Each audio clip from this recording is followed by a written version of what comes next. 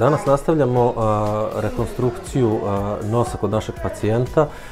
Praktično danas ćemo pokušati da napravimo nosno krilce koje je praktično amputirano u prvom operativnom aktu i samim ovim delom mi ćemo vratiti jednu estetsku komponentu nosu koja je nedostajala.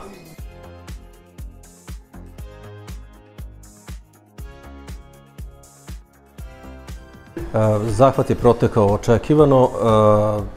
Praktično ovom prilikom smo pokušali da pacijentu napravimo novo nosno krilce.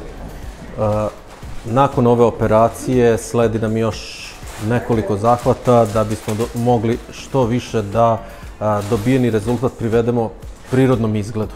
Trenutno još uvijek je to sve utrnulo, pod anestezijom je.